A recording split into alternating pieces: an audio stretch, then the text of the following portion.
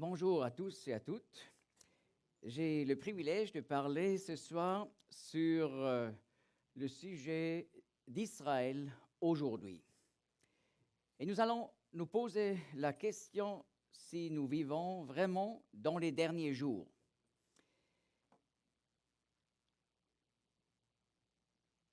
Voilà, on peut dire la prophétie accomplie.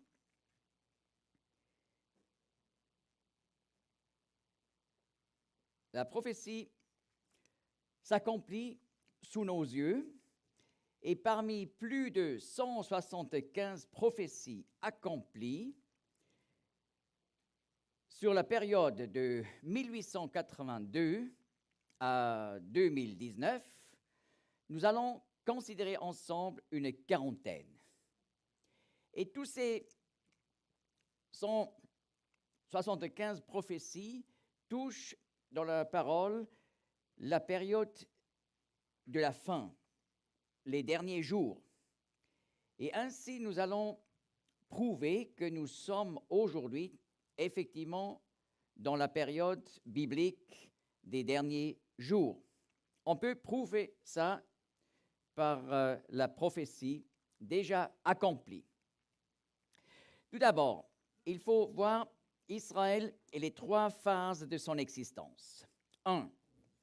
Donc l'époque depuis l'Exode jusqu'à la fin de l'État d'Israël, c'est-à-dire depuis 1806 avant Jésus-Christ, selon la chronologie stricte de la Bible, jusqu'à 135 après Jésus-Christ.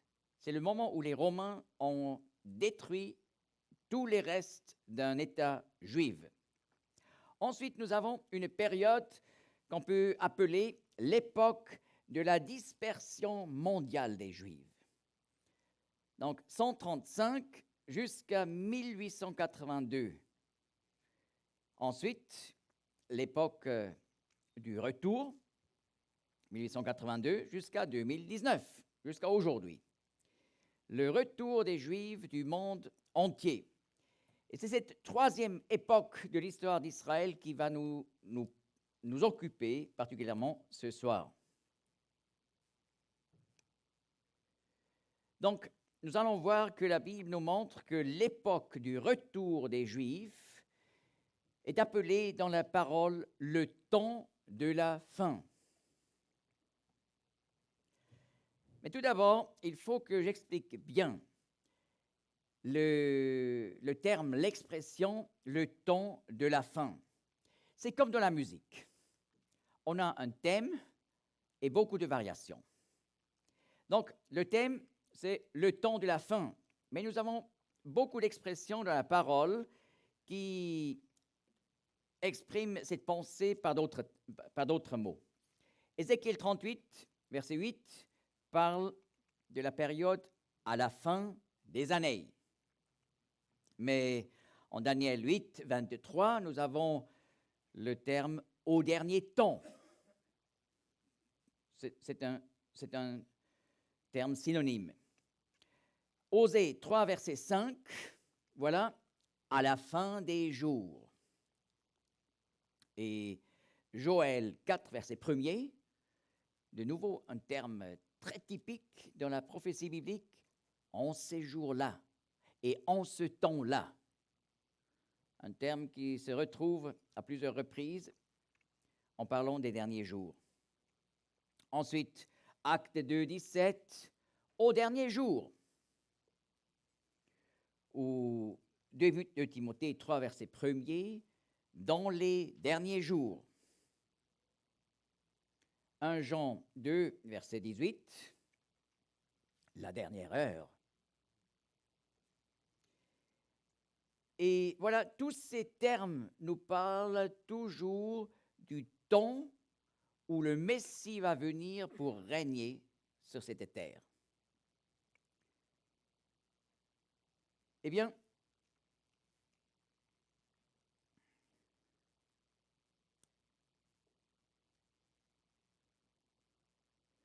là, nous avons de nouveau un terme fondamental de la prophétie biblique, le Messie.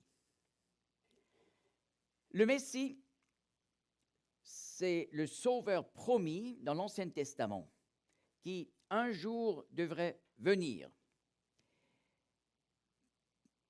comme celui qui résout tous les problèmes de l'humanité. Mais on peut dire, la parole de Dieu parle en deux façons du Messie dans l'Ancien Testament.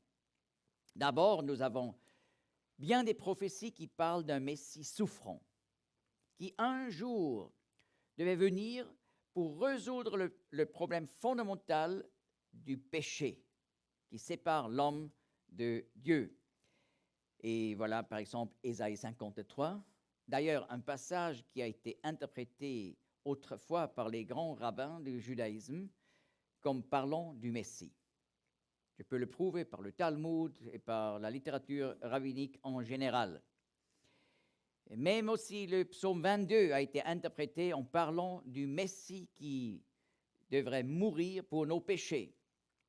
Daniel 9 qui parle du Messie qui sera retranché, etc., etc.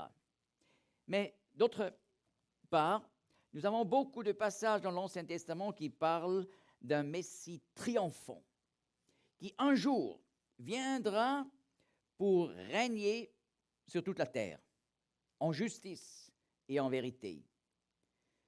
La grande question se pose, comment est-ce qu'on peut réunir ces deux descriptions paradoxes, n'est-ce pas, qui sont un paradoxe?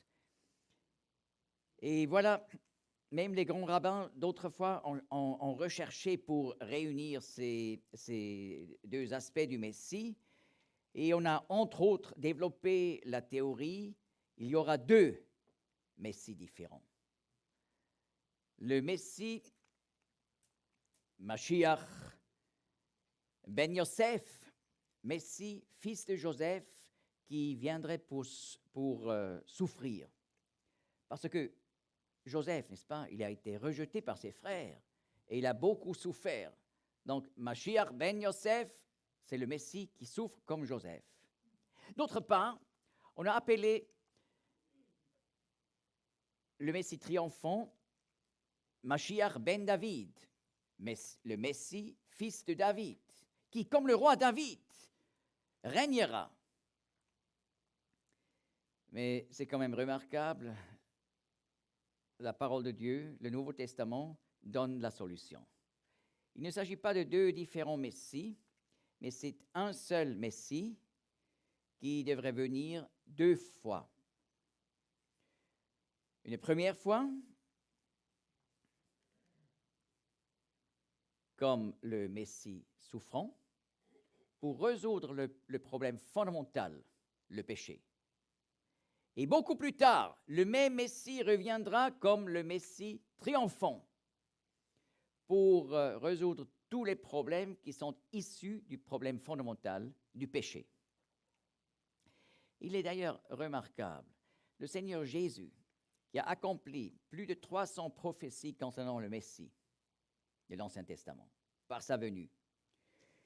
Le Seigneur Jésus était connu en Israël comme Jésus, fils de Joseph, puisque Joseph, c'était son père légal, qui avait adopté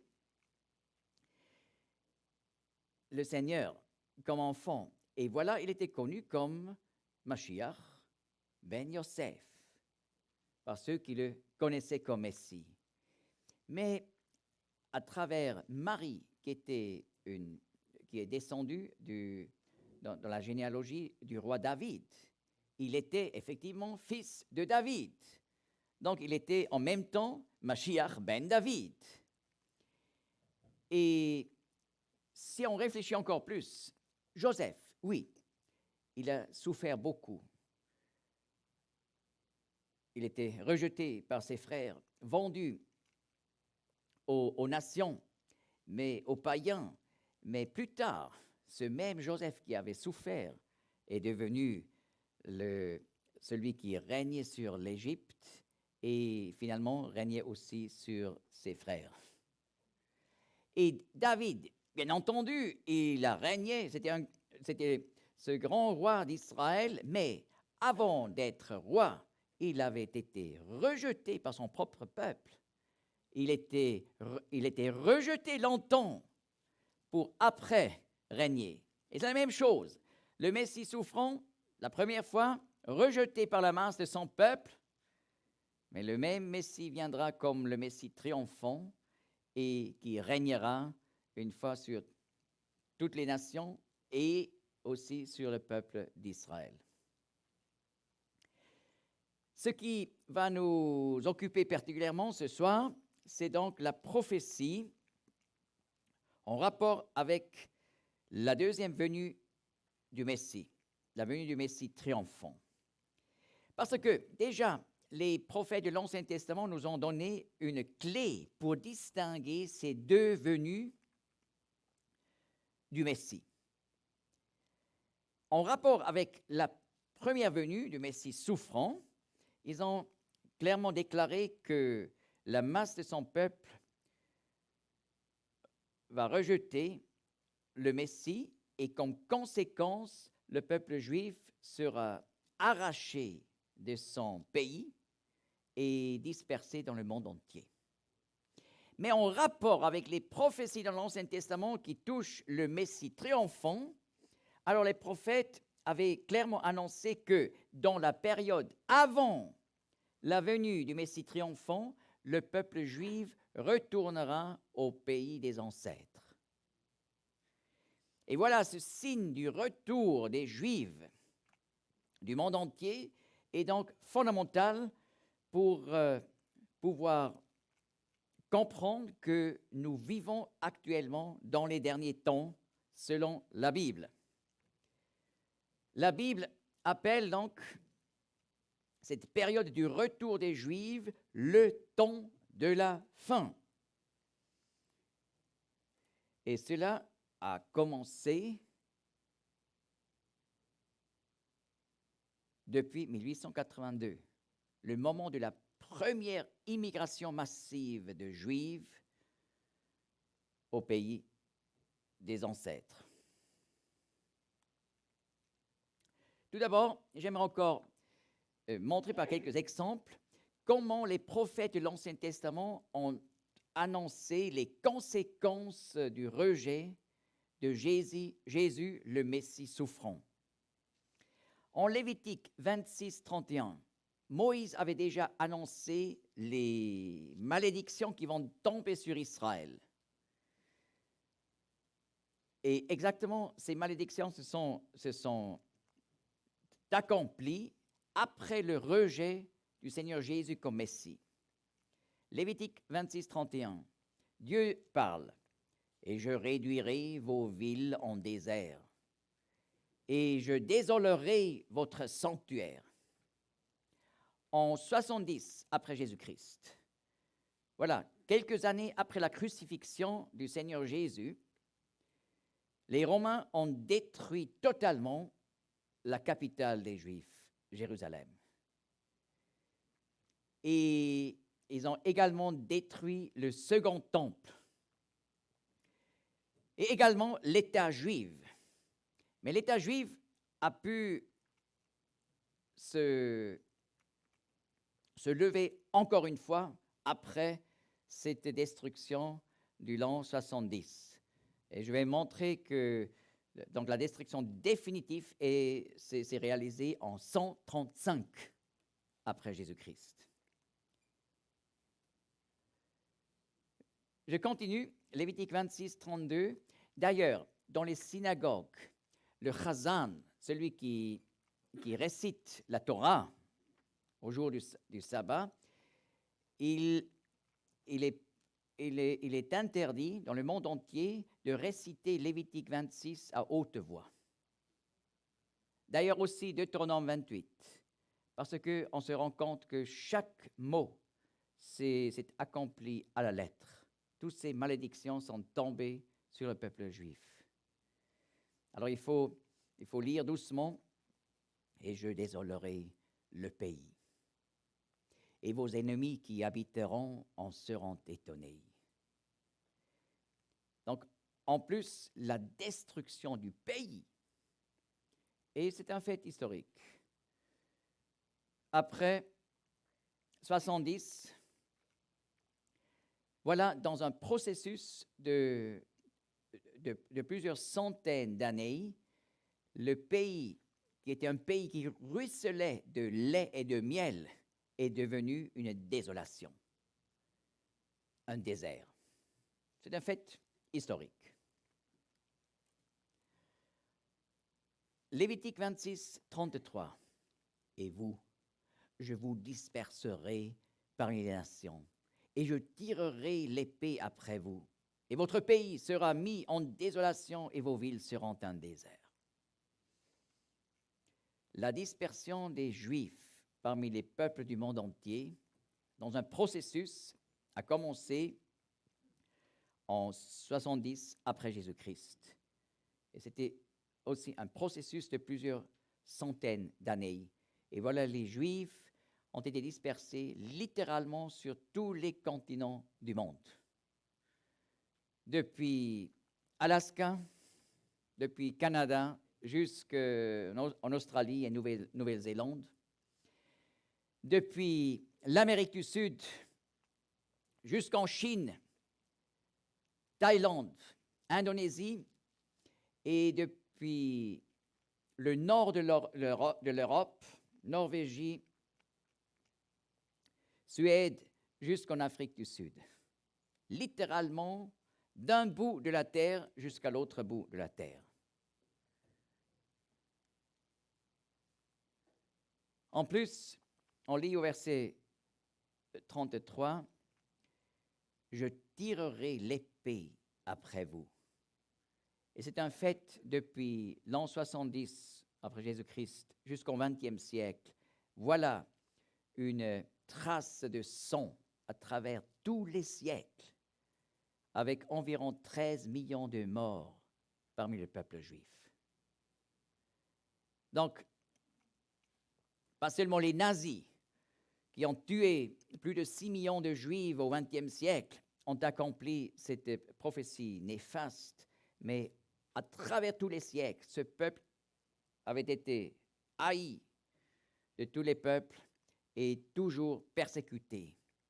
Donc le temps des 2000 ans passés était caractérisé par le juif qui est nulle part à la maison et qui marche d'un ghetto à l'autre, rejeté, haï. Eh bien, on a vu, il y a donc une grande lacune de temps entre la première et la deuxième venue de Jésus-Christ. On peut se demander, mais quel est le sens dans le plan divin de cette lacune? Eh bien, nous apprenons déjà par la prophétie en Ésaïe 49, verset 6, où Dieu, c'est-à-dire Dieu le Père, parle au Messie.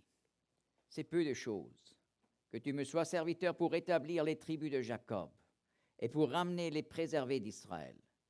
Je te donnerai aussi pour être une lumière des nations, pour être mon salut jusqu'au bout de la terre. Et voilà, pendant les 2000 ans passés où le peuple juif a été dispersé dans le monde entier, d'un bout de la terre jusqu'à l'autre bout, eh bien l'évangile, la bonne nouvelle du Messie souffrant, a été annoncé à toutes les nations, d'un bout de la terre jusqu'à l'autre bout de la terre. Et voilà, on a même atteint par l'Évangile les Amérindiens au nord du Canada. Voilà, un bout de la terre, mais on a atteint aussi les indigènes en Australie, en Nouvelle-Zélande, en Afrique, en Asie, dans le monde entier. Voilà, c'est l'accomplissement merveilleux de cette prophétie. Et pendant la même époque, voilà Israël dispersé. C'est la longue période sans État juif. Ce qui est annoncé déjà dans la prophétie d'Osée 3, verset 4. Écrit d'ailleurs au 8e siècle avant Jésus-Christ. Donc, longtemps avant la destruction de l'État juif en 135 après Jésus-Christ, et longtemps avant la dispersion mondiale des Juifs, le prophète dit, car les fils d'Israël resteront beaucoup de jours sans roi et sans prince et sans sacrifice. Donc, c'est une description vraiment surprenante. Israël sans État, sans roi, sans prince. Mais la Bible nous dit, resteront beaucoup de jours sans roi, sans prince, non pas pour l'éternité. Donc, nous avons ici déjà une annonce que l'État juif deviendra, après une longue période, de nouveau une réalité. D'ailleurs, le texte dit aussi, resteront beaucoup de jours sans sacrifice. Donc, même les sacrifices et le temple doivent revenir. Et voilà, le texte continue au verset 5. « Ensuite, les fils d'Israël retourneront à la fin des jours. » Donc, on comprend le retour des Juifs dans une époque, après cette longue époque sans État, aura lieu à la fin des jours, dans les derniers temps.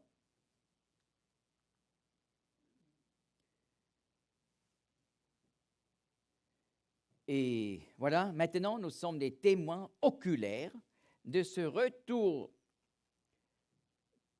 des Juifs du monde entier au pays des ancêtres. Et cela nous montre, nous sommes à l'époque de la deuxième venue du Messie, de la venue du Messie triomphant. Nous sommes déjà dans le temps de la fin. Et maintenant, nous comprenons l'expression « le temps de la fin » ne parle jamais de la fin du monde. Le temps de la fin veut dire la fin de cette longue période entre la première et la deuxième venue du Messie. C'est ça, le temps de la fin. Et sur la base de ce signe du retour des Juifs, on peut dire que ça a commencé à la fin du 19e siècle, 1882. Maintenant, nous comprenons le temps de la fin. Ce terme désigne une période de 137 ans jusqu'à aujourd'hui. Et voilà, ce temps, c'est une période qui est bien distinguée de la période précédente, de la dispersion juive, de la persécution juive et de la période d'absence d'un État juif. Voilà, à la fin de cette longue période, Jésus-Christ va revenir comme Messie triomphant. Et toute cette période est caractérisée par le retour des Juifs qui, selon la prophétie, se devrait faire en beaucoup d'étapes différentes. Donc pas en une seule fois, en étapes selon la prophétie. Voilà, ces indications en vert ici indiquent les prophéties bibliques concernant cette période du temps de la fin. Et un jour, je me suis posé la question, combien de prophéties touchant les derniers jours sont déjà accomplies depuis le commencement de ce retour massif de Juifs au pays des pères? Et j'ai commencé à écrire une liste, 1, 2, 3, 4, 100, 160, et finalement, j'ai atteint environ 180. J'ai écrit un livre, Vivons-nous vraiment dans les derniers jours, où je traite tous ces 180 prophéties. Et j'ai mis donc, ajouté cette liste pour, après la lecture du livre, vite retrouver les prophéties en détail. Alors, P1, prophétie 1, P2, P3 jusqu'à 180. Et ainsi, on peut prouver que nous sommes vraiment dans les derniers jours.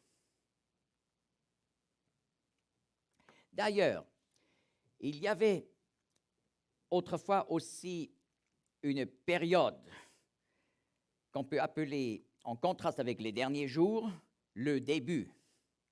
C'était une période de 135 ans, n'est-ce pas, depuis le moment de la naissance du Messie Jésus à Bethléem. Et dans sa vie, il a accompli beaucoup de prophéties touchant le Messie. Et voilà, à l'an 70, destruction de Jérusalem et du temple, commence la dispersion juive. Et bien des prophéties ont suivi. Et voilà, en 135, l'empereur Hadrien, il a abattu la deuxième révolte juive contre Rome, mais avec une haine contre les Juifs. Vous voyez, déjà, à l'an 70, lors de la destruction de Jérusalem, plus d'1 million de Juifs a perdu la vie. Mais par cette guerre de 132 jusqu'à 135 par Hadrien, encore une fois, plus d'1 million de Juifs a été tué. Et voilà, depuis ce moment-là, cette longue période sans État, la période de la dispersion juive, a commencé. Et ce sont des périodes qu'on peut clairement distinguer, comme nous pouvons aujourd'hui distinguer cette période depuis la première immigration juive jusqu'à aujourd'hui.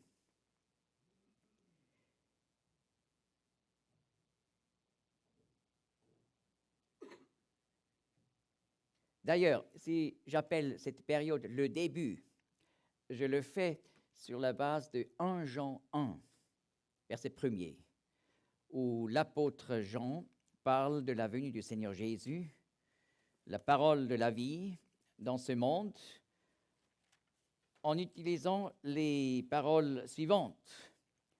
Ce qui était dès le commencement, ce que nous avons entendu, ce que nous avons vu de nos yeux, ce que nous avons contemplé et que nos mains ont touché concernant la parole de la vie.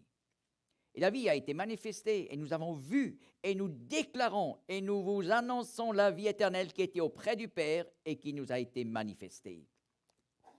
Voilà, il parle de la venue du Seigneur Jésus comme homme dans ce monde. Et il dit ce qui était dès le commencement. Le Seigneur Jésus est venu pour finir la période de l'Ancien Testament. Et avec sa venue, voilà un nouveau commencement. Et c'est pour ça qu'on peut appeler cette période-là, au début, le début. D'ailleurs, quand on lit Hébreux 1, c'est important parce qu'il y a des personnes qui disent « Oui, mais c'est faux de dire les derniers jours, c'est seulement maintenant. Depuis 2000 ans, nous sommes dans les derniers jours. Depuis 2000 ans, c'est l'époque de la fin, puisque nous lisons en Hébreux 1, verset 1er,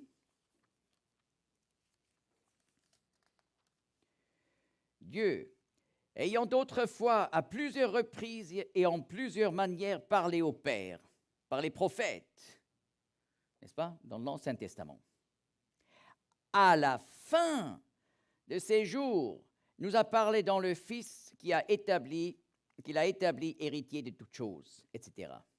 Donc on dit, voyez, par la première venue du Seigneur Jésus, la fin des jours a commencé.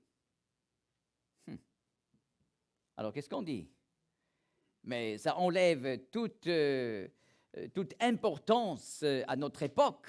N'est-ce pas, lorsqu'on dit, oui, maintenant nous sommes dans les derniers jours. Oui, mais les derniers jours, ça a commencé il y a 2000 ans. Mais il faut toujours bien lire la parole. Le texte ne dit pas que Dieu à la fin des jours nous a parlé dans le Fils, mais le texte dit à la fin de ces jours nous a parlé dans le Fils. La fin de ces jours, ça veut dire à la fin des jours de l'Ancien Testament.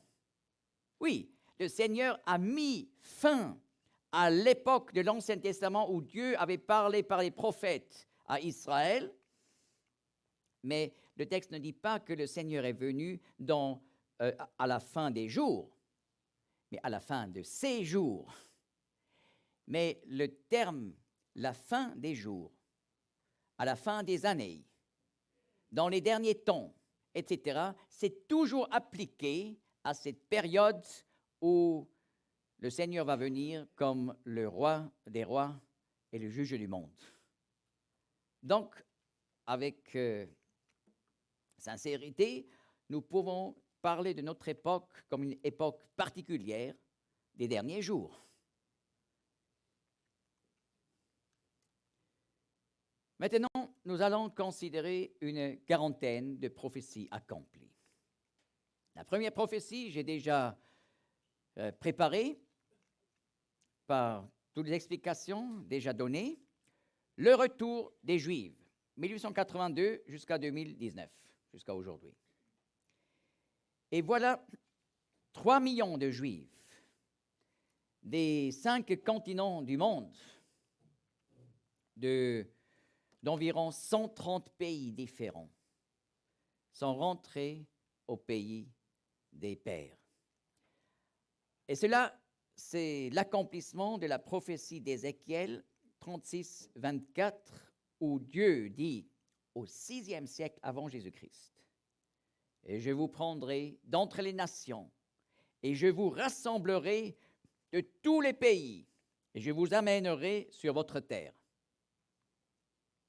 Donc c'est une prophétie qui parle clairement du retour des Juifs, non pas de la captivité babylonienne, mais de tous les pays du monde. Et nous sommes des témoins oculaires de ce phénomène. N'est-ce pas? C'est une prophétie fondamentale pour les derniers jours, mais c'est simplement numéro 1. Et il faut encore ajouter, il n'y a aucun parallèle dans l'histoire où un peuple, après 2000 ans de dispersion, retourne au pays des ancêtres. Donc, de donner cette prophétie, si on n'est pas un vrai prophète, c'est vraiment un peu dangereux. N'est-ce pas, de prédire quelque chose qui n'a aucun parallèle dans le monde entier. Mais la prophétie biblique est caractérisée par le fait que Dieu donne tant de détails et souvent donne des prophéties qui sont uniques dans leur accomplissement. Parce qu'il n'y a pas de parallèle à ce phénomène de retour. Ça, c'est en contraste avec les prophéties des païens.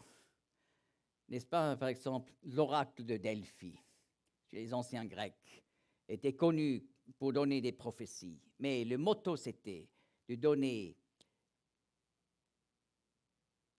très peu de détails et les détails doivent être très généraux. Par exemple, un roi est allé à Delphi parce qu'il s'occupait de la question s'il voulait vraiment attaquer un autre royaume ou pas. Alors, à Delphi, on a dit, comme prophétie, tu vas détruire un royaume. Encouragé par la prophétie, et il est entré en guerre, et c'était une catastrophe. Alors, il est revenu à Delphi pour dire, mais ça ne va pas du tout, vous m'avez donné une fausse prophétie. Mais ces gens-là, ils n'étaient pas impressionnés, ils ont dit, mais on vous a dit, vous allez détruire un royaume, mais on n'a pas précisé lequel. Il a détruit son propre royaume, n'est-ce pas? Oui, mais la vraie prophétie, la prophétie biblique, est vraiment totalement différente. On peut ici même ajouter la remarque que c'est le test des religions. qu'on peut faire par la prophétie. Donc, demandez un jour à un musulman de vous apporter une liste de, disons, 100 prophéties accomplies. Mais il faut le demander avec souplesse, d'une façon aimable, juste pour voir qu'il ne va jamais apporter une telle liste. Mais d'autre part, vous pouvez lui apporter une liste de 180 prophéties concernant les derniers jours. Vous pouvez apporter une liste de 300 prophéties concernant la première venue du Messie, du Seigneur Jésus. Vous pouvez apporter, par exemple, une liste de 200 prophéties accomplies du livre de Daniel sur l'histoire mondiale. J'ai compté une fois, prophétie par prophétie, et j'ai trouvé seulement dans le livre de Daniel plus de 200 prophéties accomplies, à la lettre. Et on peut le prouver par la littérature historique, comme tout s'est accompli. Alors, nous pouvons apporter des centaines de prophéties, et même l'accomplissement dans la suite correcte. Voyez? Eh bien, on peut aussi demander à un bouddhiste d'apporter une liste de 100 prophéties des livres saints du bouddhisme. Il ne va vous jamais apporter la liste. Ou un hindou. Mais c'est le test des religions. N'est-ce pas? Là, par exemple, un bouddhiste, il dirait, oui, mais nous avons des phénomènes surnaturels dans notre religion. Et c'est un fait, parce que des esprits jouent un rôle fondamental dans cette religion. Il y a des manifestations surnaturelles. Mais pourquoi ils ne sont pas capables de prédire l'avenir? Parce qu'il s'agit d'esprits qui, selon la Bible, sont des créatures. Et seulement l'Éternel, le nom le dit déjà, l'Éternel, le seul vrai Dieu, le Dieu de la Bible, il est omniprésent et il n'est pas soumis, donc il n'est pas soumis à l'espace et il n'est pas soumis au temps. C'est pour ça l'Éternel peut prédire tant de détails sur l'avenir, des milliers d'années à l'avance. Et ainsi, on peut prouver que c'est l'Éternel, le Dieu omniprésent, le Dieu éternel, qui est derrière la Bible, qui a inspiré les prophètes. Ainsi, on peut prouver, voilà, le seul vrai Dieu est derrière ce livre, et non pas derrière les autres livres dits livres saints dans le monde entier. Prophétie 2. L'Hébreu revit, 1881 à 1922. Tout d'abord, quelques explications introductives. Ésaïe 19. Voilà un chapitre qui parle des derniers jours en rapport avec l'Égypte. C'est un chapitre particulièrement aimé par les croyants, nombreux d'ailleurs, en Égypte. Et là, nous trouvons des prophéties qui parlent de l'époque où le Messie régnera sur cette terre. Et dans ce contexte, on lit en Ésaïe 19, 18, « En ce temps-là », donc il s'agit du millénium, « on parlera même dans 5 villes égyptiennes la langue de Canaan. » Le terme « la langue de Canaan » est dans l'Ancien Testament une expression pour dire hébreu. Alors, au millénium, on parlera non pas seulement au pays d'Israël, mais aussi dans 5 villes égyptiennes, l'hébreu. Mais dans le passé, dans les siècles passés, cette prophétie était un problème, posait un problème. Parce que l'hébreu était une langue toujours parlée à l'époque du Seigneur. En Israël, on parlait, dans la vie courante, l'hébreu, particulièrement d'ailleurs à Jérusalem, et aussi araméen. Par exemple, dans des villages en Galilée. Donc les deux langues étaient utilisées comme langues vivantes à l'époque du Seigneur. Mais par la destruction de l'État juif, par la destruction du temple à Jérusalem, eh bien, le peuple juif a été dispersé et les Juifs en général ont reçu les langues des pays où ils se sont installés. Ainsi, l'hébreu, comme une langue parlée tous les jours, a été perdu.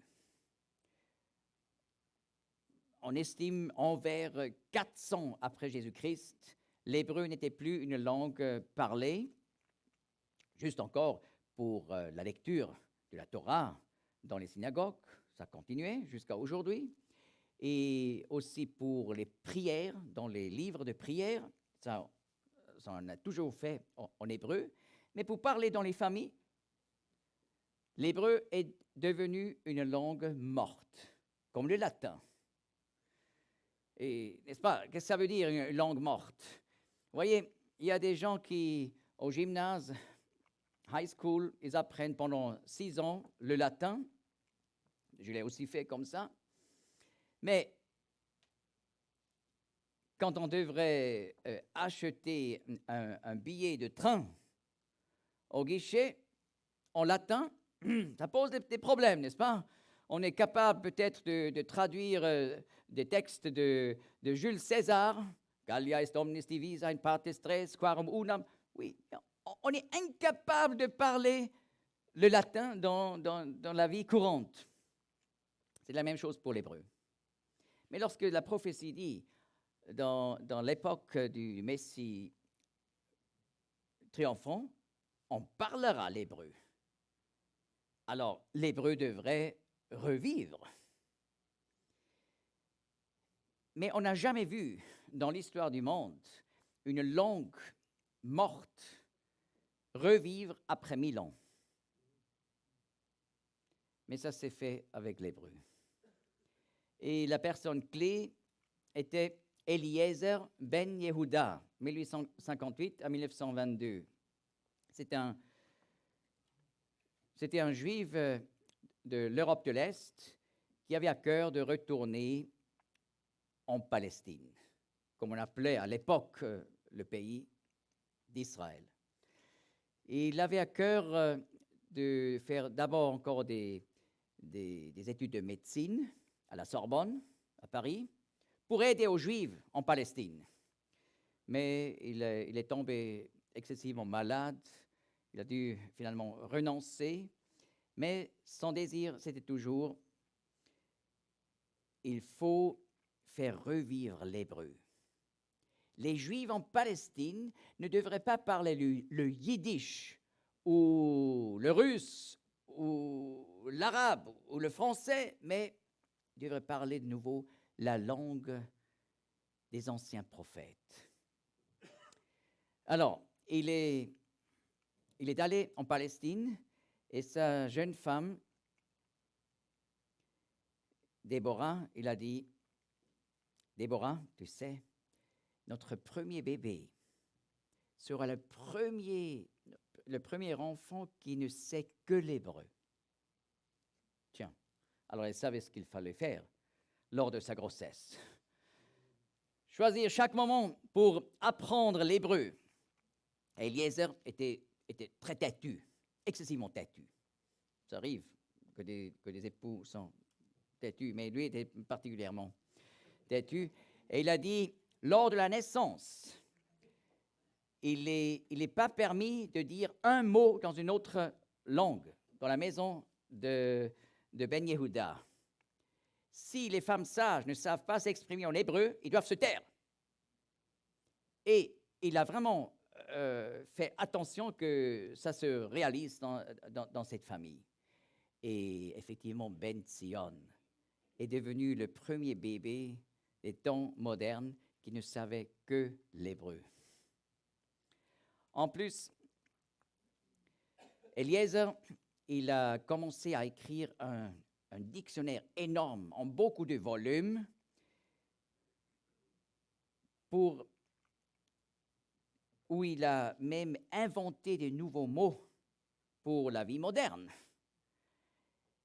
Il voulait donc créer les termes qui manquaient pour la vie quotidienne et même pour la vie scientifique. Donc, il a créé, si possible, à partir de racines hébraïques, des nouveaux mots qu'on puisse utiliser. En plus, il a édité un journal, Hatzvi, appelé Hatzvi, et voilà, là, il enseignait aux Juifs en Palestine comment on s'exprime en hébreu aujourd'hui. En plus, il a commencé à enseigner à l'école en hébreu. Mais ça, c'était un sacrilège. Les Juifs ultra-orthodoxes, habillés en noir, n'est-ce pas? Vous connaissez, avec les paillos, ils étaient ennemis de Ben Yehuda. Ils ont dit, voilà, cet homme méchant, il utilise la langue sainte pour la vie quotidienne et même pour l'école. Impossible. On a seulement le droit de parler l'hébreu le jour du sabbat et en rapport avec les prières, mais jamais pour la vie journalière. Et ils ont lancé des pierres sur lui. Plus qu'une fois, il a été excommunié de la synagogue. Mais cet homme têtu, je dis, il a continué. Et on a commencé aussi d'enseigner les enfants dans les jardins d'enfants à parler l'hébreu. Parce que pour les enfants, au-dessous de 10 ans, c'est rien du tout d'apprendre n'importe quelle langue. Parce que le cerveau est encore ouvert pour chaque système de langue. C'est pour ça, si on envoie un enfant dans une réserve, il va apprendre parfaitement une langue amérindienne. Même que c'est tellement difficile pour les Européens pour parler correctement et vraiment à fond une langue amérindienne parce qu'ils sont beaucoup plus complexes que les langues européennes. Mais un enfant, aucun problème, et même sans accent. Sans accent. Alors, on a appris aux enfants, au jardin d'enfants, l'hébreu, et vous voyez, ils sont rentrés à la maison, et juste pour donner un exemple, ils retournent en disant « Shalom Abba, Shalom Ima, Manishma, זה ככה יפה לשחוק עם ילדים אחרים בגן הילדים, לשמוע סיפורים יפים, לשיר שירים יפים. » Et ainsi, les parents ont appris l'hébreu par les enfants. Et voilà, dans les années 1920, l'hébreu est devenu une langue parlée dans la vie quotidienne en Palestine. À côté de l'anglais, qui avait conquis dans la Première Guerre mondiale la Palestine, n'est-ce pas, et l'arabe. Et aujourd'hui, l'hébreu est la première langue de l'État moderne d'Israël. Et une langue qui est capable pour être utilisée dans tous les domaines de la vie et de la science. Sans parallèle, mais voilà, c'est P2 qui s'est accompli devant nos yeux. Alors maintenant, nous allons faire une récréation de 15 minutes et nous allons continuer avec numéro 3. Voilà, prophétie 3. Les achats de terrain, 1882 jusqu'à 1940. Il faut que j'explique que les premières décennies du retour des Juifs au pays des ancêtres étaient caractérisées par les achats de terrain, de grands terrains achetés qui étaient vendus par des grands propriétaires arabes qui vivaient au Damas, à Beyrouth et au Caire. Alors les Juifs ont acheté des terrains énormes qui étaient des terrains désertiques ou vraiment des territoires sans valeur en quelque sorte, mais ils payaient des prix énormément élevés. Donc plus que les terrains à l'époque qu'on achetait en Amérique du Nord. Mais cela est exactement l'accomplissement de Jérémie 32, 44. Le contexte parle clairement des derniers jours, donc de l'époque du Messie triomphant. Et là, on lit, on achètera des champs à prix d'argent. Et on en écrira les lettres et on les scellera et on les fera attester par des témoins dans le pays de Benjamin et aux environs de Jérusalem et dans les villes de Juda et dans les villes de la montagne et dans les villes de la Shéphéla et dans les villes du Negev, car je rétablirai leur sort, dit l'Éternel. Alors ça s'est accompli, ces achats de terrain, depuis 1882 jusqu'à 1940. Mais le texte nous donne beaucoup plus de détails. Donc ce qui est dangereux pour les faux prophètes, c'est normal pour un vrai prophète comme Jérémie. C'est pour ça, prophétie numéro 4 précise, non pas acheter des champs à n'importe quel endroit dans le pays de la promesse, mais le texte dit dans le pays de Benjamin. Eh bien, il faut prendre une Bible avec des cartes de l'époque biblique où on voit comme le pays a été réparti parmi les 12 tribus. Et là, on trouve donc le pays de Benjamin, la tribu de Benjamin. C'est le territoire depuis Jérusalem au nord et tout à fait dans le territoire de la Cisjordanie actuelle. Et voilà, nous savons aujourd'hui exactement où des Juifs ont acheté énormément de terrain au XXe siècle. Et c'était exactement là, dans le territoire aujourd'hui appelé territoire occupé. Là, ils ont acheté beaucoup de territoire. Alors, les achats en Benjamin. 5. Les achats à Jérusalem. Eh bien, dans les alentours de Jérusalem, on a acheté énormément de terrain. Et le texte dit, et aux environs de Jérusalem. Prophétie 6. Les achats dans la montagne de la Judée. N'est-ce pas? Le texte nous dit, et dans les villes de Juda, et dans les villes de la montagne. Vous voyez, les montagnes d'Israël, depuis Beersheba, le sud du pays d'Israël dans l'Ancien Testament, le pays d'Israël est traversé par une chaîne de montagnes, principalement par le territoire qui est aujourd'hui appelé, dans l'histoire moderne, la Cisjordanie, territoire occupé. Et vous voyez, là, dans les montagnes entre Jérusalem et Hébron, là, les Juifs ont acheté beaucoup de terrain. Prophétie 7, les achats dans la Shéphéla. Le texte précise, et dans les villes de la Shéphéla. Ça se peut que dans votre Bible, c'est traduit différemment, n'est-ce pas? La version Darby, par exemple, dit en Jérémie 32, 44,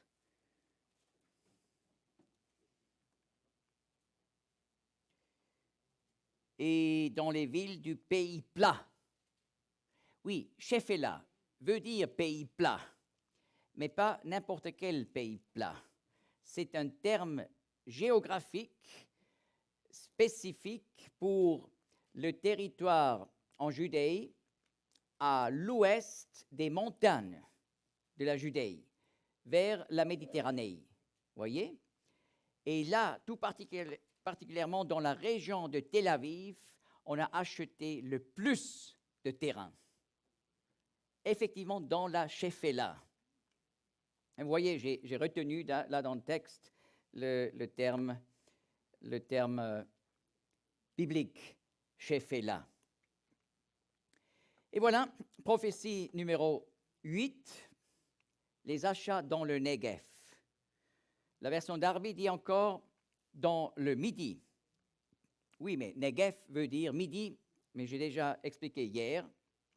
Negev, ce n'est pas n'importe quel sud.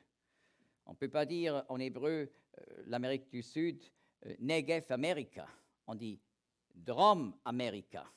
Darom, c'est le terme pour le sud en général. Mais Negev, c'est le sud, le midi du pays d'Israël. Parce que, justement, le désert au sud de Be'er-Sheva est appelé le Negev. C'est le territoire sud d'Israël. Et là, au sud de Be'er-Sheva, dans le désert, on a acheté énormément de terrain. Donc, vous voyez, chaque point mentionné en Jérémie 32 s'est accompli à la lettre. Non pas n'importe quand dans une époque vétérotestamentaire, mais dans notre époque. Prophétie numéro 9. Les villes de l'Ancien Testament rebâties, 1882 jusqu'à 2019. Voilà, je lis à partir d'Amos 9, verset 14. Écrit au 8e siècle avant Jésus-Christ. Dieu parle, et je rétablirai le sort de mon peuple Israël. Et ils bâtiront les villes dévastées et y habiteront. Et ils planteront des vignes et en boiront le vin. Et ils feront des jardins et en mangeront le fruit. Et je les planterai sur leur terre. Et ils ne seront plus arrachés de dessus leur terre que je leur ai donnée, dit l'Éternel, ton Dieu. Eh bien, nous sommes aujourd'hui des témoins oculaires du fait qu'un grand nombre de villages et de villes de l'Ancien Testament sont aujourd'hui des villes modernes.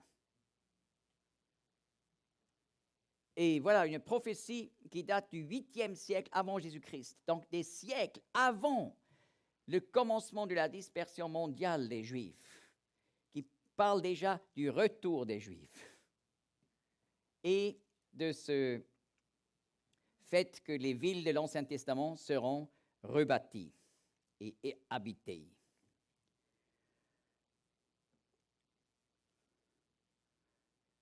Prophétie numéro 10, parce qu'il y a plusieurs détails dans cette prophétie de la fin du livre d'Amos.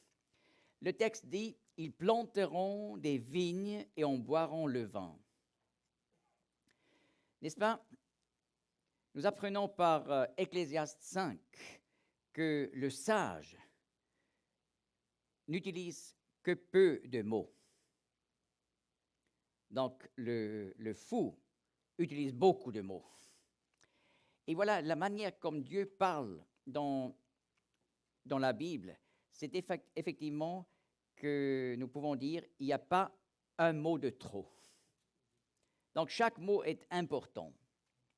Mais avec une lecture superficielle, on dirait oui, ils planteront des vignes et on boiront le vin. Ce n'est pas une grande prophétie, n'est-ce pas? Parce qu'ils vont planter quelques vignes et vont produire du vin, c'est tout normal. Mais lorsque Dieu dit une chose, il doit y avoir une signification plus profonde. Eh bien, tout d'abord, il faut retenir le fait. Dans l'Ancien Testament, l'agriculture en rapport avec les raisins, les vignes, le vin, jus de raisin, etc., joue un très grand rôle, n'est-ce pas? On a bien de passages qui en parlent. Également dans le Nouveau Testament, par exemple, seulement déjà dans les paraboles du Seigneur, où il dit, par exemple, « Je suis le vrai cep, vous êtes les sarments, etc. » Le Seigneur parle de cette agriculture qui était caractéristique pour Israël dans des temps bibliques. Mais à partir de l'an 70, les Juifs ont commencé à perdre leur pays. Et au 7e siècle, quelques années après la mort de Mahomet, 132, déjà en 138, les musulmans venant de la péninsule arabique sont entrés à Jérusalem et ont pris le pouvoir. Et voilà tous les les restes de l'agriculture en rapport avec les cèpes, les vignes, le vin, ont été détruits. Parce que le Coran défend de boire du vin sur la terre.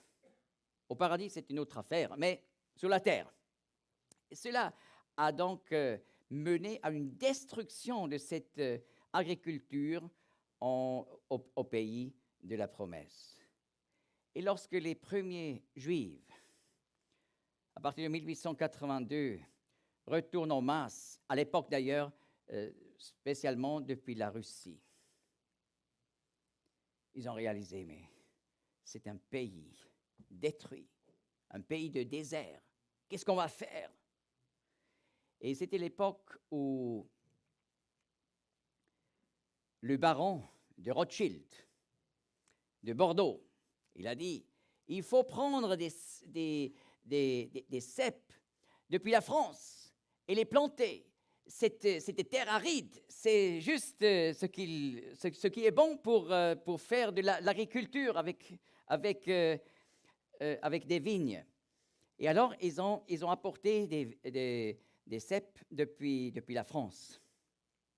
Mais hélas, c'était la période où il y avait cette plaie terrible en France par un petit animal.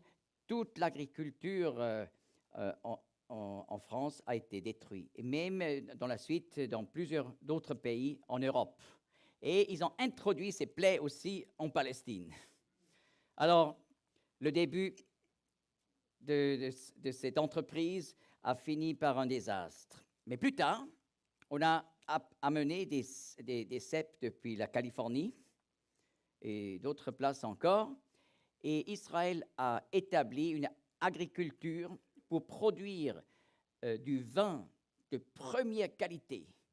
Et on a reçu tant de médailles d'or pour des vins de qualité, non pas pour le Proche-Orient seulement, puisque produire un bon vin en Proche-Orient, c'est pas difficile. N'est-ce pas? Ça vaut rien dans le monde musulman. Mais vraiment, à l'échelle mondiale, ils ont reçu des médailles d'or. Et cette branche de l'agriculture est donc retient une place importante dans l'économie d'Israël aujourd'hui. Ils planteront des vignes et en boiront le vin. 11. Les cèpes de l'étranger. Voilà dans ce contexte-là, une prophétie ajoutée d'Ésaïe 17, verset 10. Et là, Dieu dit, « Car tu as oublié le Dieu de ton salut, et tu ne t'es pas souvenu du rocher de ton lieu fort. C'est pourquoi tu planteras des plantations agréables, et tu les sèmeras de cèpes étrangers. » Tiens, on se dit en lisant de ces versets qui parlent, comme le contexte l'indique, des derniers jours. Mais pourquoi des cèpes étrangers? Eh bien, maintenant, donc 2700 ans après Ésaïe, on comprend bien, puisque les cèpes au Proche-Orient ne valaient rien. Il fallait chercher d'abord en France. Oui, mais ce n'était pas le bon moment. Ensuite, en Californie, des cèpes étrangers pour établir cette branche de l'agriculture. N'est-ce pas un détail qui nous surprend en lisant la parole, et lorsque l'accomplissement vient, on comprend, en étant stupéfié.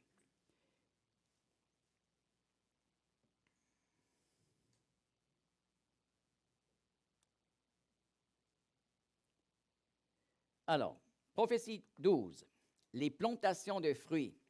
Le texte en Amos 9 dit ajoute également, ils feront des jardins ou des plantations et en mangeront le fruit. Eh bien, on s'est demandé au début de l'immigration massive, Mais qu'est-ce qu'on va faire à côté des cèpes et des vignes? Eh bien, on pourrait planter, on pourrait s'occuper de fruits exotiques comme les oranges, mandarines et bananes, mango, etc. Et voilà, Israël a établi donc une agriculture en rapport avec les agrumes qui produit jusqu'à 900 000 tonnes par an dans un si petit pays, n'est-ce pas? Il ne faut pas jamais comparer avec le Canada. Et voilà, si vous avez peut-être une fois savouré des oranges de Jaffa, vous avez goûté la prophétie accomplie dans la bouche. Ils feront des jardins, des plantations, et en mangeront le fruit. J'aimerais encore retourner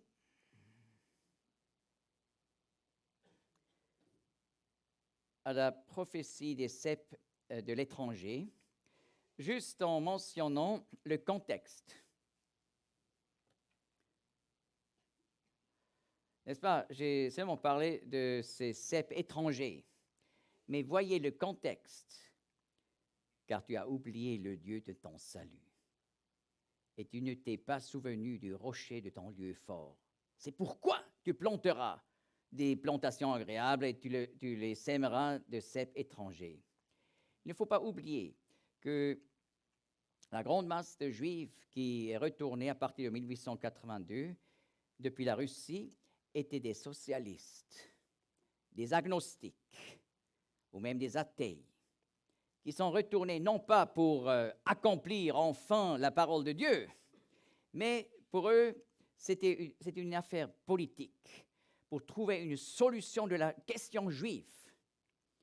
On est haï simplement parce qu'on est juif, même quand on ne pratique pas la religion. Donc, on n'est jamais accepté parmi les nations, toujours haï et rejeté.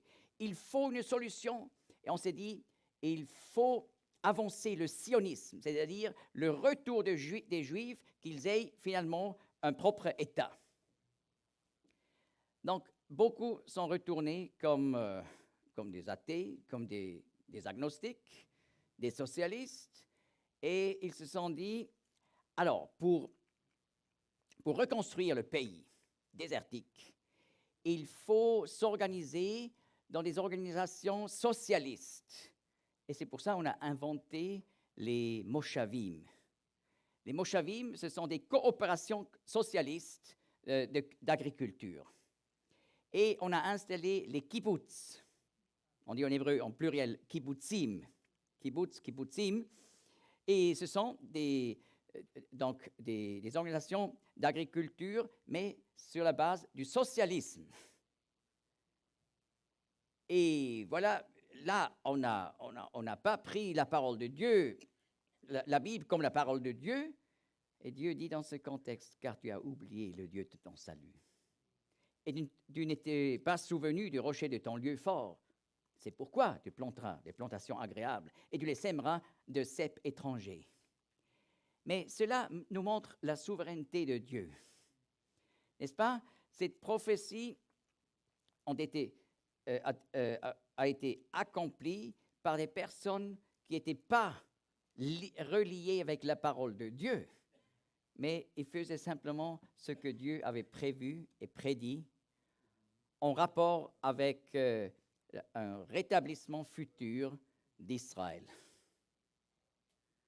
C'est vraiment quelque chose qui doit nous toucher de voir cette souveraineté de Dieu. Il est au-dessus de l'homme qui vit et agit selon ses propres pensées, mais il ne réalise pas qu'il accomplit les desseins de l'Éternel. Ensuite, nous allons considérer prophétie 13, le pays transformé, 1882 à 2019. Je cite d'Ézéchiel 36 au verset 34. Nous venons de lire le verset 24. C'était prophétie 1. Je vous rassemblerai de tous les pays et vous amènerai dans votre pays. Mais là, nous lisons, et le pays désert sera labouré, au lieu d'être une désolation aux yeux de tous les passants. Et ils diront, ce pays qui a été désolé est devenu comme le jardin d'Éden. Et les villes ruinées et désertes et renversées sont fortifiées et habitées. Eh bien, Mark Twain, qui a écrit Huckleberry Finn, Tom Sawyer, il a visité la Palestine dans les années 1860. Ensuite, il a écrit un livre où il a décrit donc son voyage. Et là, il décrit le pays de la Palestine ainsi. C'est un pays très peu peuplé. Intéressant. Il n'y a pas énormément d'Arabes. Un pays très peu peuplé. C'est un pays sans beauté, un pays sans dimension. C'est un pays détruit, sans avenir. Voilà la description de ce pays quelques années avant la première grande immigration de Juifs pour transformer le pays qui, dans la suite, est devenu un pays de toute beauté car on a planté environ 240 millions d'arbres dans ce petit pays, n'est-ce pas? Pour le Canada, c'est rien du tout. Mais pour le pays de la promesse, c'est énorme. Et on a, comme j'ai déjà essayé de décrire, établi une agriculture moderne, avancée. Et voilà, ça s'est accompli. Le pays désert sera labouré. Au lieu d'être une désolation aux yeux de tous les passants. Et un de ces passants, c'était Mark Twain. Et j'aime beaucoup les gens qui arrivent la première fois en Israël. Lorsque j'amène des groupes, surtout de l'Europe, en Israël, et je montre ce pays en printemps et en automne, c'est un pays de fleurs, n'est-ce pas? Et voilà, on peut constater cette réaction des gens qui sont émerveillés par la beauté du pays. Et ils diront, ce pays qui a été désolé est devenu comme le jardin d'Éden.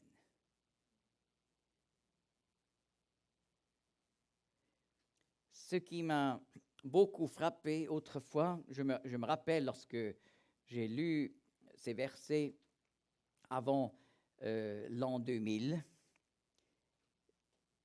les villes ruinées et désertes et renversées sont fortifiées et habitées. Je me rappelle comme je me suis posé la question en lisant, mais pourquoi la parole dit les villes sont fortifiées? Parce que dans les temps modernes, on ne bâtit plus des villes avec des murs autour pour la sécurité. Et je me rappelle, comme je me suis dit, je laisse ça de côté au moment où le Seigneur clarifie la chose.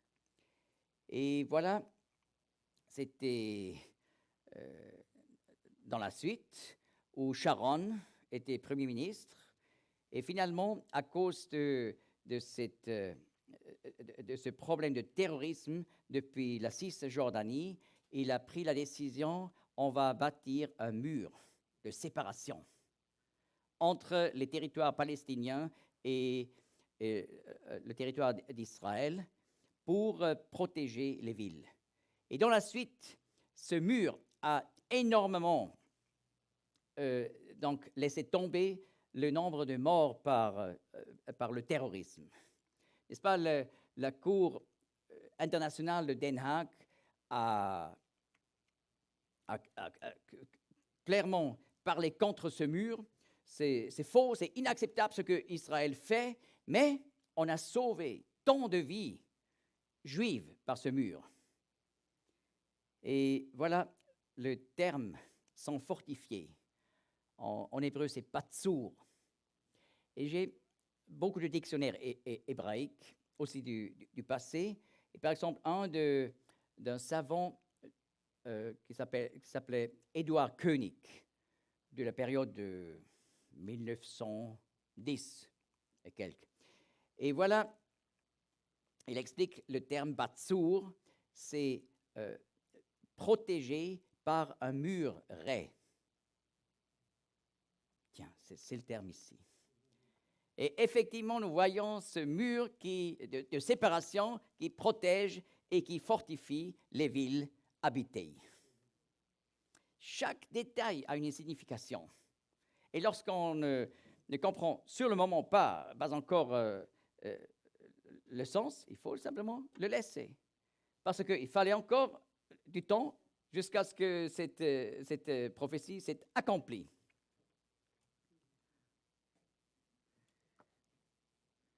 « 14.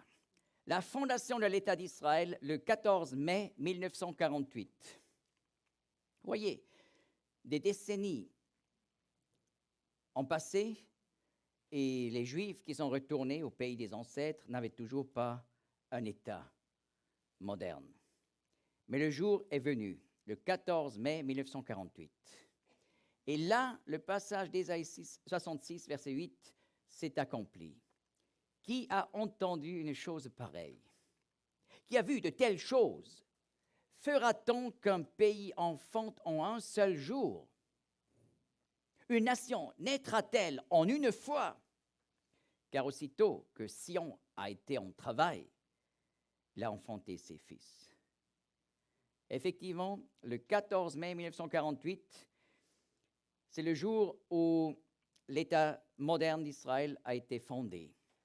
Et Ben Gurion, le premier ministre d'Israël, a annoncé, c'était vendredi après-midi, avant le commencement du sabbat, il a annoncé, ici, État d'Israël, l'État d'Israël. Après 2000 ans, ce jour est arrivé. Lorsque Dieu agit, nul ne peut lui résister. Et voilà, l'État d'Israël est devenu une réalité après presque 2000 ans, en un seul jour. Et d'ailleurs, comme une conséquence des 2 guerres mondiales. On a seulement, dans l'histoire de l'humanité, eu 2 guerres mondiales. La Première Guerre mondiale a ouvert le pays pour les Juifs. Parce que, dans les événements de la Première Guerre mondiale, n'est-ce pas, l'Allemagne,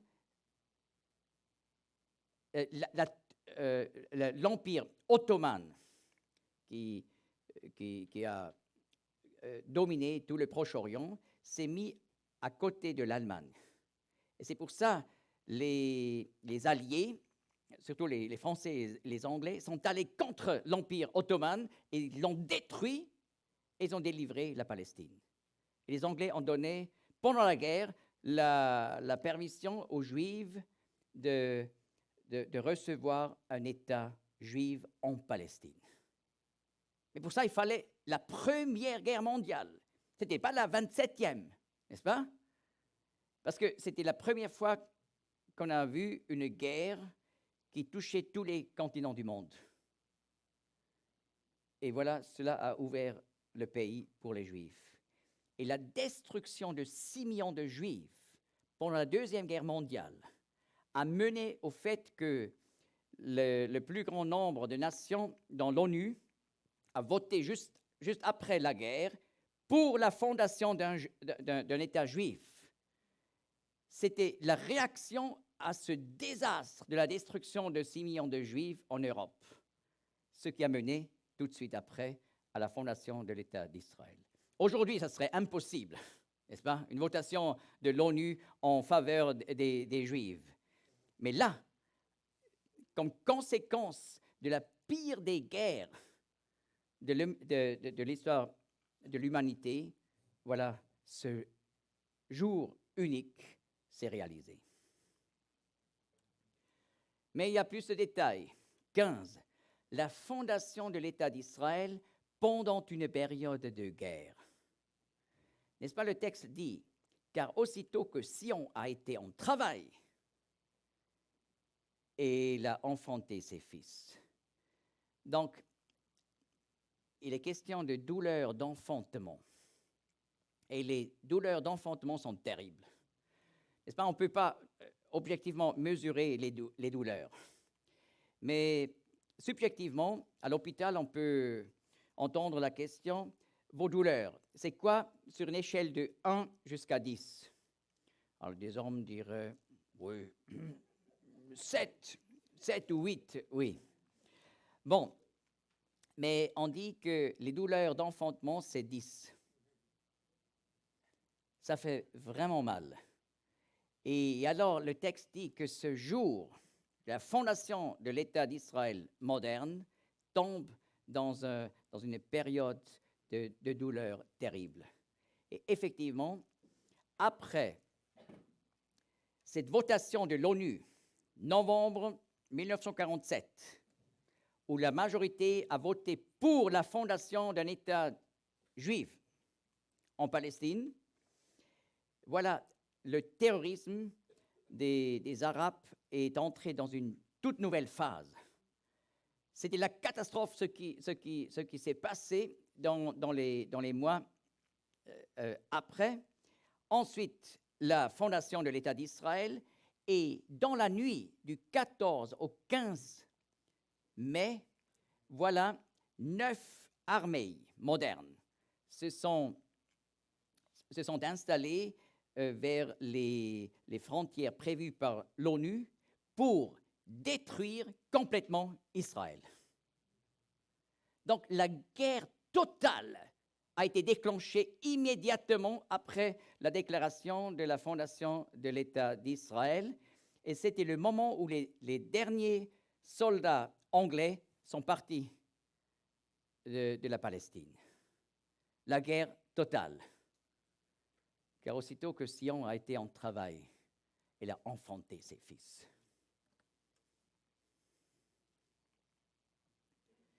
« 16. La conquête du mont Sion, le 7 juin 1967. Chose absolument étrange. L'ONU a prévu pour les Juifs un territoire pour fonder un État moderne. Mais l'ONU a clairement déclaré que Jérusalem de l'Est, avec le mont du Temple, dans la Bible, le mont Sion ou mont Moria, était exclu. L'ONU voulait en faire une cité internationale. Mais pendant cette guerre totale, où Israël finalement a survécu, a gagné du terrain et a eu la victoire au-dessus de ces 9 armées qui sont venues contre Israël. Mais la Jordanie, qui était à la tête à l'époque de toutes ces armées qui sont allées contre Israël, la Jordanie a pu faire la conquête de Jérusalem de l'Est avec le mont du Temple. Ensuite, les Jordaniens ont installé un mur qui a séparé Jérusalem, comme Berlin. Aucun Juif avait la permission de franchir le mur pour aller prier vers le mur de lamentation, un reste du deuxième temple à l'époque du Seigneur Jésus. Et l'ONU a laissé faire. Ils ont, en fait, dans la pratique, accepté. Ils étaient contre, mais ils ont, dans la pratique, accepté. Et voilà, en juin 1967, les Arabes se sont dit, c'était une catastrophe, la guerre de 48. On n'a pas pu détruire Israël. Mais c'était clair, il fallait attaquer une autre fois. Et dans les années qui suivaient, l'Union soviétique a envoyé des armes modernes aux Arabes. Et en juin 1967, les Arabes étaient convaincus, maintenant, nous sommes capables de détruire Israël. Et voilà, Israël voyait ces événements. Encore en mai 1967, le premier ministre d'Égypte, Abdul Gamal Nasser, qui était le grand leader des pays musulmans, arabes, il a annoncé: notre but principal consiste en la destruction d'Israël. Israël savait une guerre devrait être excessivement courte parce que nous n'avons pas assez de pétrole. Les Arabes ont assez de pétrole, mais on n'a pas assez de pétrole pour les chars, etc. Donc, il nous faut commencer la guerre. Et c'est pour ça, dans les premiers jours du mois de juin, la guerre des 6 jours a été déclenchée. Après quelques heures, toute la force aérienne de l'Égypte a été détruite sur la terre. Donc, les avions d'Israël sont partis en dessous des radars jusqu'en Égypte et on a détruit les avions qui étaient encore dans les aéroports, détruit un après l'autre avant que les pilotes ont pu monter pour répondre. La même chose, ils ont en quelques heures détruit toute la force aérienne en Syrie et une partie en Irak. Mais Nasser de l'Égypte, il a téléphoné au roi Hussein de la Jordanie. Il a dit: c'est incroyable les succès qu'on a contre Israël. Tu dois ouvrir un 3e front contre Israël. Mais là, Israël avait déjà donné l'information au roi Hussein: si toi, tu vas entrer à la guerre, tu vas subir des conséquences néfastes. Mais il a commencé à attaquer Israël par des armes lourdes en dessus le mur qui séparait Jérusalem. Alors là, une troupe de parachutistes qui était installée sur le mont Scopus a reçu l'ordre: faire la conquête de Jérusalem de l'Est et du mont du Temple. En vitesse, ils sont entrés par la porte d'Étienne à la vieille ville de Jérusalem et ils ont fait la conquête de Jérusalem de l'Est et du mont du Temple.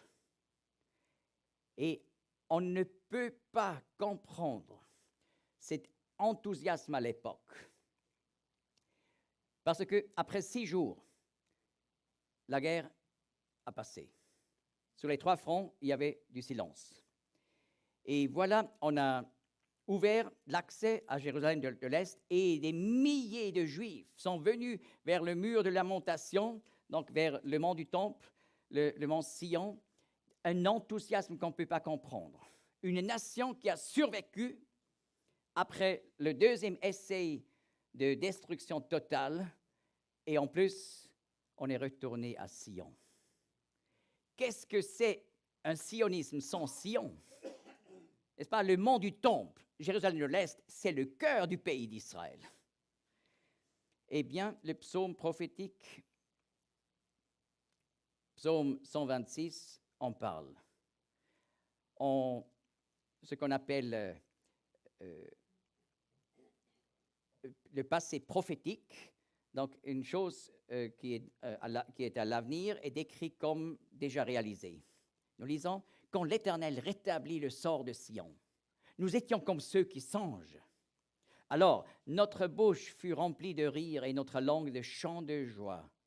Alors on dit parmi les nations: l'Éternel a fait de grandes choses pour ceux-ci. L'Éternel a fait de grandes choses pour nous. Nous en avons été réjouis. Voilà ici le terme « rétablit le sort de Sion ». Non pas le sort d'Israël, comme nous venons de lire en Amos 9, mais là, rétablit le sort de Sion, le mont du Temple. Et depuis, le mont du Temple est dans les mains d'Israël. Mais voilà, prophétie 17. Le but des ennemis, exterminer Israël. Je propose qu'on va continuer demain matin par la prophétie 17 Et maintenant, on a encore 2 minutes pour des questions.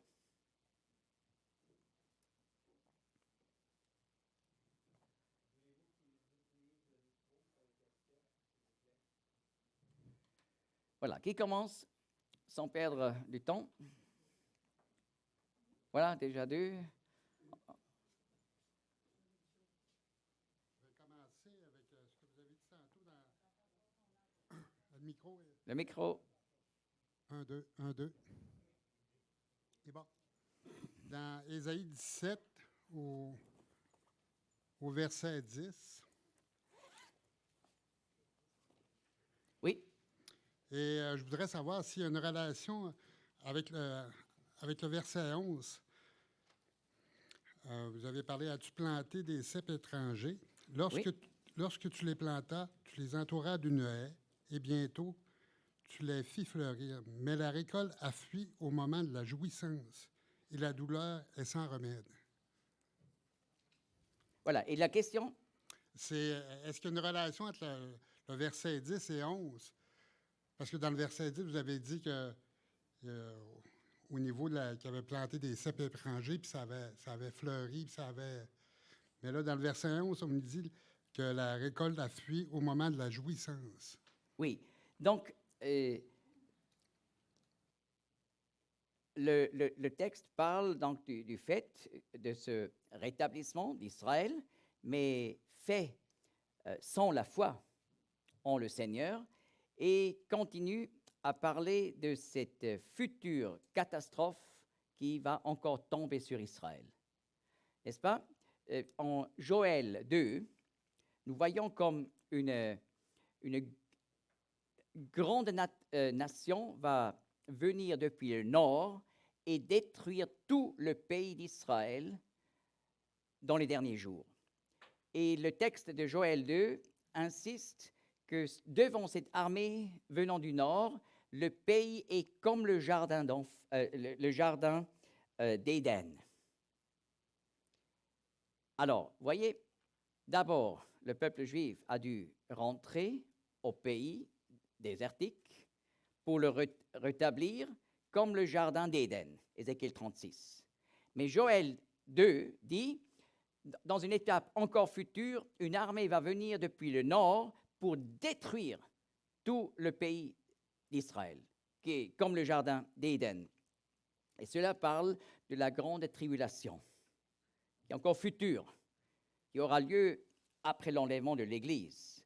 Et là, le pays d'Israël sera détruit d'une façon terrible. Mais dans la suite de Joël 2, nous voyons comme le Seigneur, finalement, personnellement, va intervenir et il va rétablir complètement Israël. Donc, il faut voir dans la prophétie que nous avons plusieurs étapes et souvent, dans un certain contexte, on voit comme une partie, c'est déjà accompli, mais nous sommes toujours dans les derniers jours et ça va continuer jusqu'à la venue du Seigneur en gloire. Et c'est pour ça que quelques parties sont encore à l'avenir. Mais nous savons que cette catastrophe, la grande tribulation, va venir et que cette attaque du Nord va être le commencement de la grande tribulation et de la dernière guerre mondiale. Une deuxième question?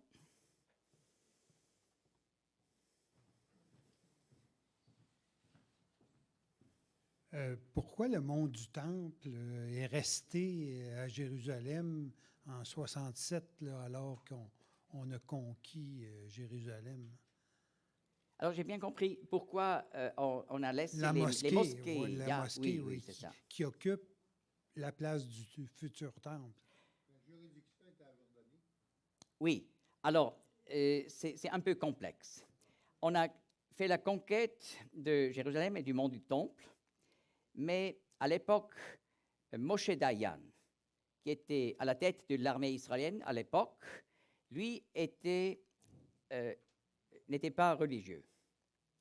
Et lui craignait que, après la guerre, les Arabes pourraient revenir. Et pour les apaiser, il a dit, le mont du Temple nous appartient, mais on vous donne l'autorisation pour continuer avec le culte musulman sur le mont du Temple. Et voilà, le